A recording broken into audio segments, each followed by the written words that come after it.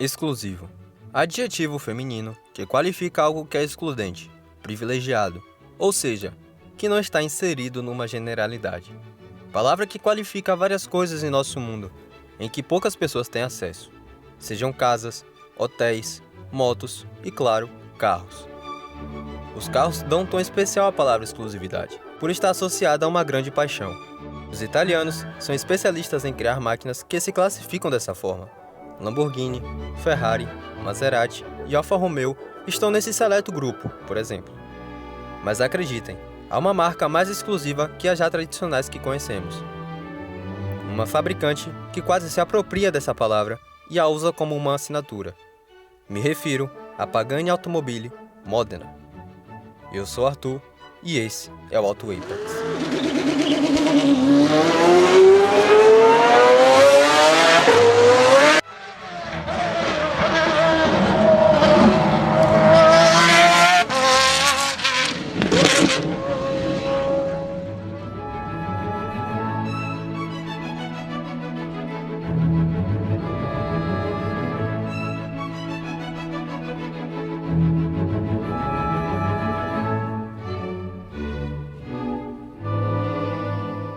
Apesar de ter sua marca oficialmente como italiana, Orazio Raul Pagani nasceu na Argentina, mais precisamente na cidade de Cacilda, em 10 de novembro de 1955.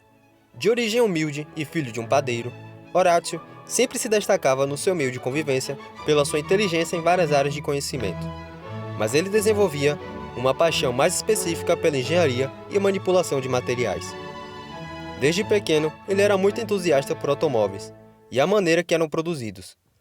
Esse entusiasmo rendeu ao menino algumas amizades com os funcionários de Adolfo Tito Spani, que era dono de um estúdio de fabricação onde eram produzidos aviões e navios em escala. Foi ali que o pequeno entusiasta começou a experimentação prática pela sua paixão. Ele começou a dar os seus primeiros passos nas técnicas de manipulação de materiais e a dar vida ao que ele imaginava e desenhava em casa. Com o passar do tempo, o pequeno rapaz foi desenvolvendo a habilidade e começou a aprimorá-las, fabricando miniaturas de carros à base de resinas, fibra de vidro e madeira. Com certeza, esses pequenos projetos determinaram o estilo que Orazio Pagani aplicaria em seus carros mais tarde. E como esperado, não demorou muito para os projetos de Orazio ficarem maiores. Então, com a ajuda de um amigo de infância, aos 15 anos ele teve a ideia de produzir um kart do zero. Mas perante a dificuldade de recursos, optou por 2 motos, e assim o fez. Com exceção dos motores, construiu as motos do zero. O projeto foi um grande sucesso, e ambos passaram a desfilar de moto pelas ruas argentinas. Mas não era suficiente. 2 anos depois de sua primeira grande obra-prima, Orazio queria se desafiar mais uma vez. Pagani agora construiria um buggy, utilizando como base um Renault Dauphine. O carro era em fibra de vidro e é, de fato, o primeiro carro construído por Orazio Pagani.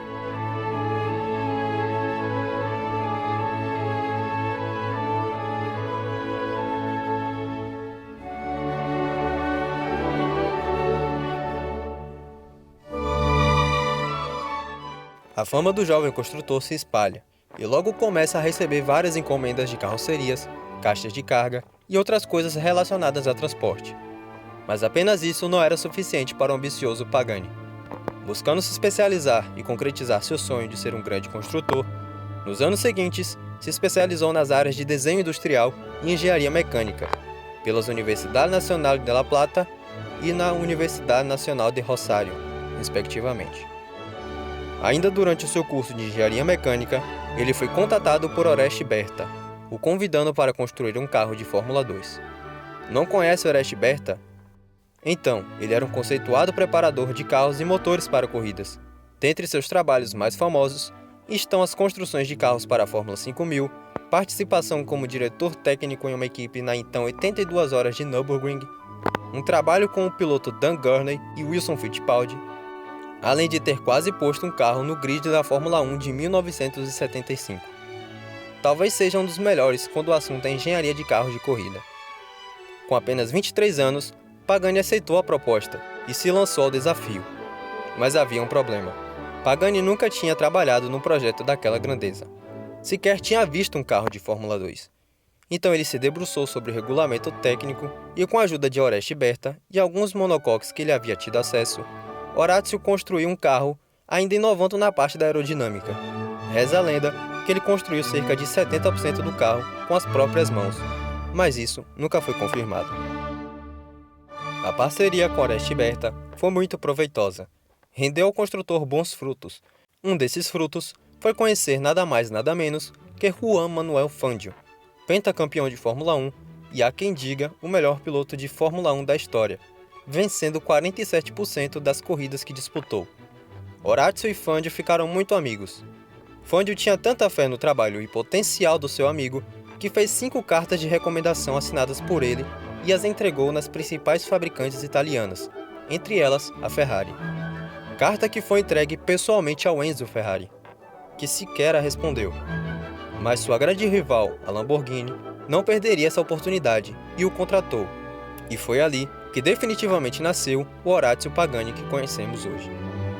Contratado em 1983, já no ano seguinte foi-lhe dada a liderança do projeto da Countach Evoluzione, um conceito da lendária Countach muito mais leve. Pesava apenas 985 kg. Também era V12 e empurrava o carro de 0 a 100 em impressionantes 4 segundos. Vale ressaltar o contexto da época: 0 a 100 em 4 segundos em 1984. Isso é muito impressionante. Foi nesse projeto que Pagani percebeu o potencial que tinha a fibra de carbono, e que esse seria o futuro dos supercarros e projetos de alta performance.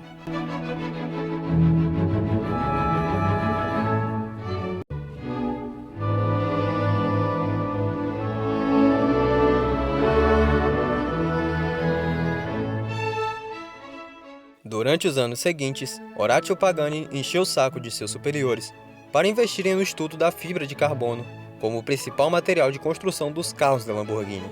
Entre essas exigências estava a compra de uma autoclave. A autoclave é um forno industrial que permite que peças de fibra de carbono sejam produzidas em série. É um equipamento caríssimo que proporciona a pressão e temperatura certa para finalizar o processo da construção da peça, o que dá a leveza e a rigidez característica da fibra de carbono. Mas a Lamborghini não via futuro nessa área e não deu importância para os conselhos de Orazio. Só imaginem a cara dos chefões da Lamborghini quando viram a Ferrari F40. Se arrependimento matasse. Mas então, após alguns anos de desgaste com a marca italiana, Orazio pede as contas e sai da empresa pouco depois do lançamento da lendária Lamborghini Diablo, o último projeto que fez parte na marca italiana.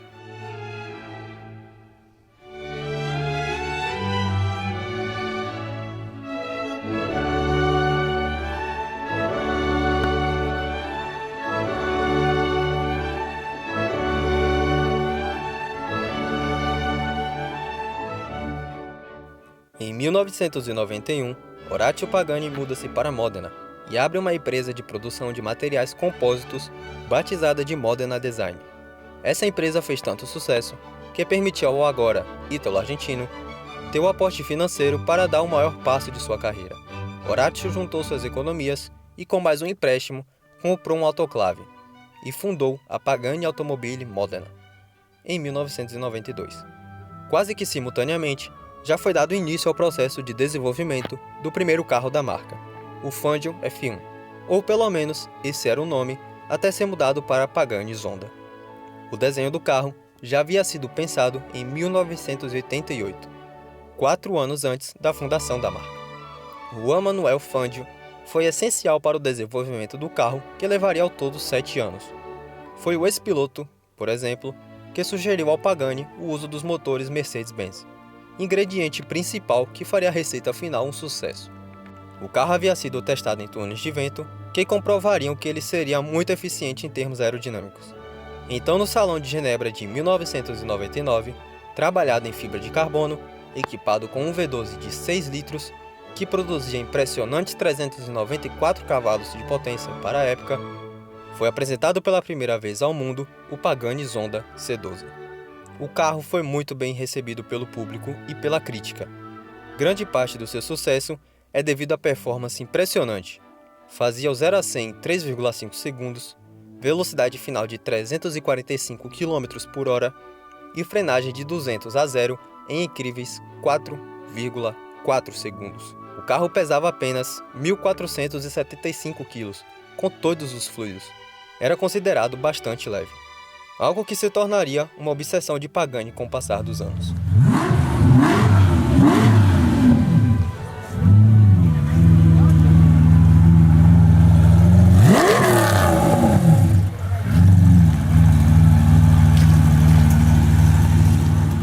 O design do carro dispensa comentários.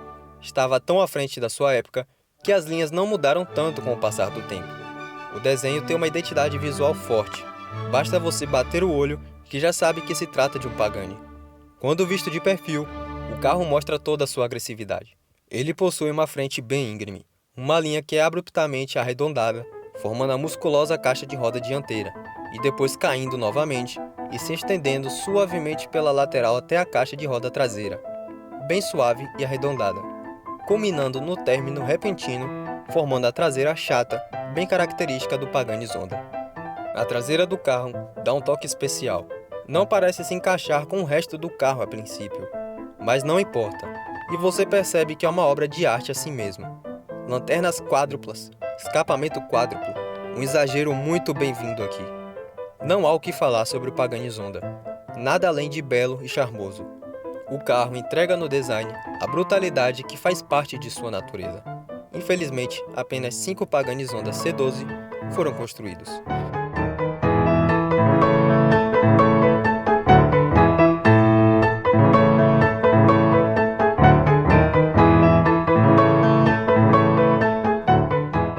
O Zonda possui mais de 20 versões especiais. Claro que não dá para falar de todas aqui, mas eu gostaria de destacar 2 delas: o Pagani Zonda 760LH e o Pagani Zonda R. Assim como todos os outros, esses 2 são incrivelmente bonitos. O Zonda 760LH é apenas um de 5 exemplares construídos do Zonda 760S. O carro tem um carimbado motor V12 de 7.3 litros da Mercedes, com 760 cavalos de potência, número que dá nome ao carro. Lewis Hamilton ainda fez customizações no carro, por isso ele leva a sigla de seu nome. Customizações que o custaram cerca de 1,6 milhões de libras na época. Lewis vendeu seu carro em 2021, com menos de 1.000 km rodados. O próprio piloto dizia que era o melhor ronco de sua garagem, mas o pior carro de dirigir.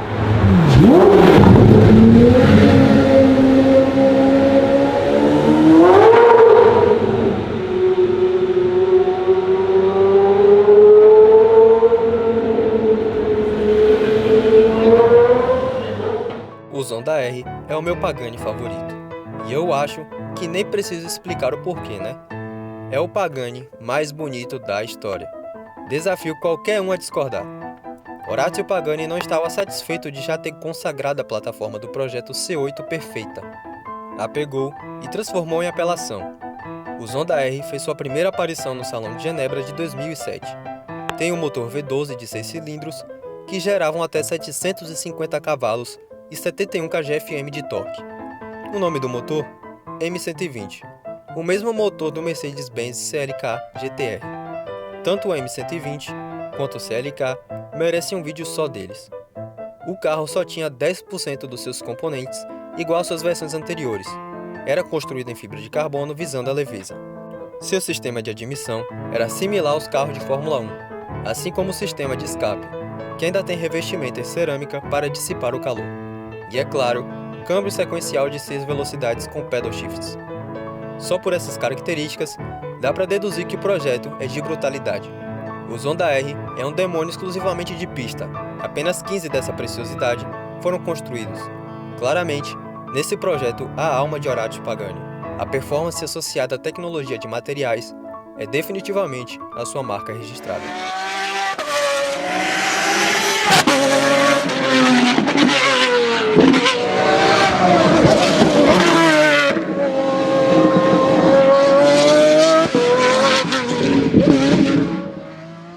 A produção do Zonda de rua foi encerrada oficialmente após 11 anos, e para marcar essa despedida, foi lançado o Zonda Tricolore, carro que homenageava a equipe de acrobacias da Força Aérea Italiana. O carro foi produzido em massa.